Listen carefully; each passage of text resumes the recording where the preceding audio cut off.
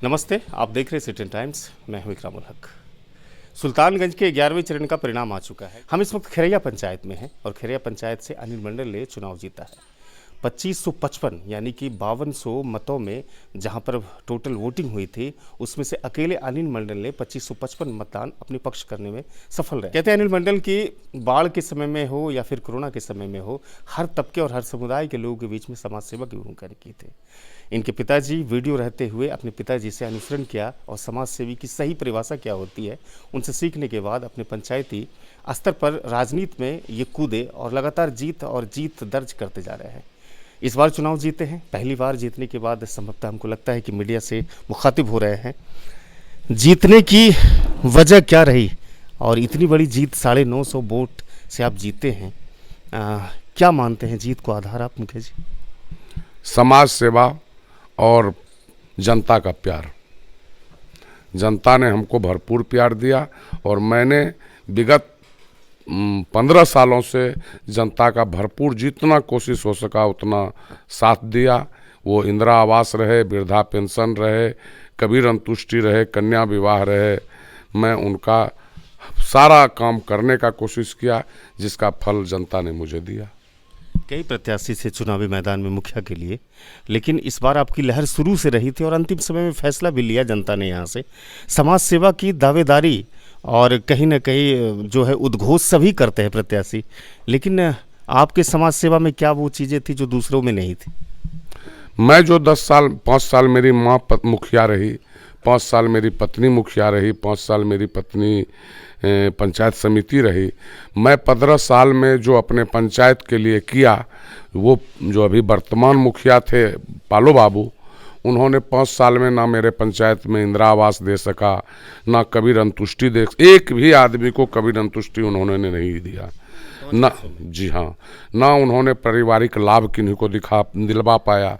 मेरे द्वारा किया गया जो वृद्धा पेंशन था उसमें से 250 आदमी का वृद्धा पेंशन उन्होंने बंद करवा दिया। मेरे द्वारा दिया गया राशन कार्ड उन्होंने बंद करवा दिया। इस सब के आक्रोश के कारण जनता जो है पुनः मुखिया बनाने का। क्या लगता है कि 5 वर्ष आपका पंचायत पीछे गया है या 25 वर्ष पीछे गया है? मेरा पंचायत कम से कम 10 साल पीछे गया है और मैं कोशिश करूंगा इस 5 साल के अंतराल में फिर अपने पंचायत को तेज गति से विकास की ओर ले जाते हुए जितना ज़्यादा हो सके पंचायत का। अब ये 10 वर्ष पीछे जाना और फिर आप उसको सही स्थान पर लेके आना, आपको नहीं लगता कि समस्याओं से भरा ये खैरिया पंचायत कहीं ना कहीं चुनौतियां भी है 5 वर्षों में आपके लिए? समस्या से लड़ना अनिल मंडल का काम है और अनिल मंडल आज तक समस्या से ही लड़ता आया है। जिसमें मेरी माँ मुखिया बनी थी उस समय तक, ऐसे तो बोलना नहीं चाहिए, लेकिन हम लोगों के छोटे जाति में से कभी किसी ने मुखिया पद नहीं पाया था। जब से मैं खड़ा हुआ हूँ इस पद को हासिल किया हूँ और कोशिश करूँगा जब तक मैं जिंदा हूँ ये पद हमारे समाज के बीच रहे। प्रधानमंत्री नरेंद्र मोदी की ये एक अभिलाषा है और आकांक्षा है, सोच है कि प्रधानमंत्री आवास सबको मिले, लेकिन पिछले 5 वर्षों में जिस तरह से गति पकड़ी यहाँ पर, धीमी गति खैरिया पंचायत में, ये ऐसा आपको नहीं लगता है कि इसकी भरपाई करने में आपको बहुत समय लग जाएगा? कुछ समय नहीं लगेगा। जिस आदमी का सोच पक्का हो, शपथ पक्का हो, वो आदमी किसी भी मंजिल को हासिल कर सकता है। आपका पंचायत मुखिया जी बाढ़ से भी प्रभावित रहता है, हर साल बाढ़ आती है। उस दृष्टिकोण और उस क्षेत्रों पर क्या सोचें आप? क्या है रोड मैप आपका? किस तरह का काम करेगा बाढ़ पर? चाहे वो सरकार की तरफ से मिलने वाले मुआवजे की बात हो या फिर उसके रोकथाम के लिए बांधों के निर्माण की बात हो, इन तमाम चीज़ों पर कैसे काम करेंगे आप? मेरे पंचायत में 2 बांध है, एक उत्तर तरफ एक दक्षिण तरफ। अगर इस दोनों को ढंग से बना दिया जाए तो मेरा गांव, मेरा पंचायत बाढ़ से कम प्रभावित होगा।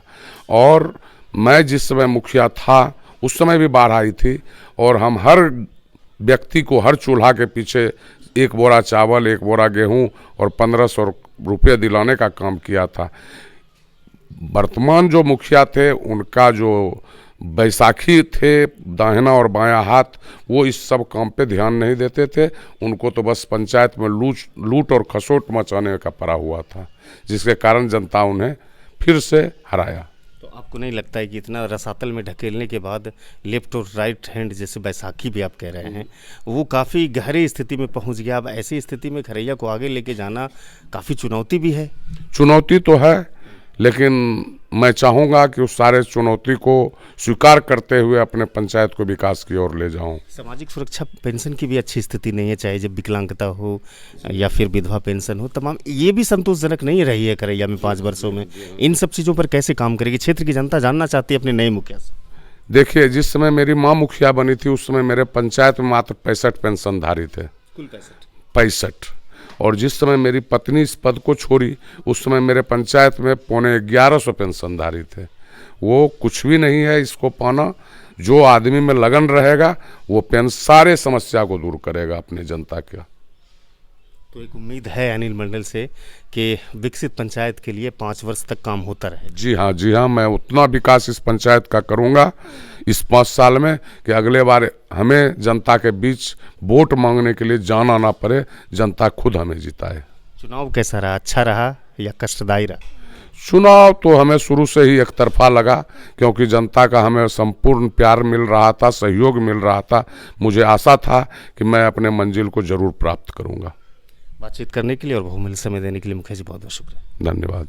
तो ये अनिल मंडल के शब्द थे। कह रहे थे कि चुनौतियों से लड़ना हमारा पेशा है। कह रहे थे कि प्रधानमंत्री आवास की स्थिति बहुत अच्छी नहीं है, लेकिन हमारी ये कोशिश होगी कि हम 5 वर्षों में प्रधानमंत्री आवास को ज़्यादा से ज़्यादा वितरित कर सकें। और ख़ास तौर से बाढ़ पर जो उत्तर और दक्षिण की दिशा में बांध बने हैं, इन बांधों को सुदृढ़ करें और मजबूती के साथ बाढ़ से लड़ने के लिए हम रोड मैप तैयार करेंगे। ये तमाम चीज़ों पर अनिल मंडल मुखर होकर के कहते हैं। अब क्या होगा 5 वर्षों तक इस पंचायत का भविष्य, ये तो इनके नेतृत्व में समय दर समय पता चलता रहेगा। फिलहाल इस वीडियो को हम खत्म करते हैं। धन्यवाद।